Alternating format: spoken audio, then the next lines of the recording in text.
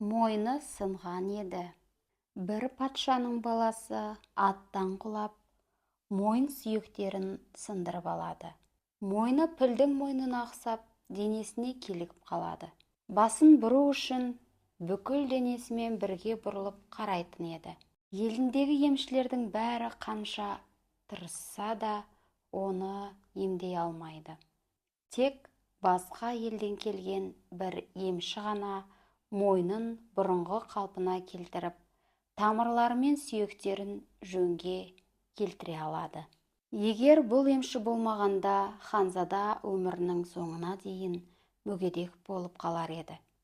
Бәлкім, өліп кетуі де мүмкін еді.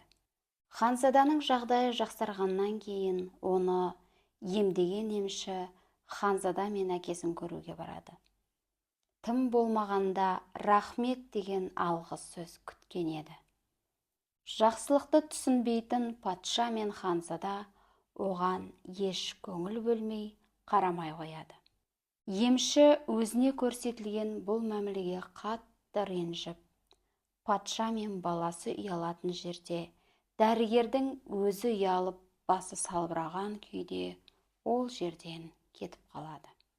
Жолда ол өз-өзіне, егер мен оның мойнын емдеп, бұрынғы қалпына келтірмегенімде, бүгін менен жүзін бұра алмас еді дейді.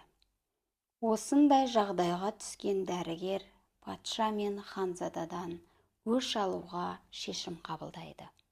Оған бір дәндер жібереді.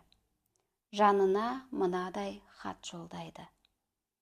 Ханзада мынаны бір ыдысқа салып өртесін. Шипалы және денсаулыққа өте пайдалы нәрсе.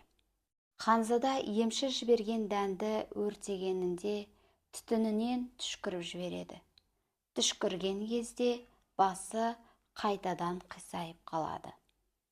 Патшаның бұйрығымен әлгі емшіні ұзақ уақыт бойы іздегенімен еш таба алмайды.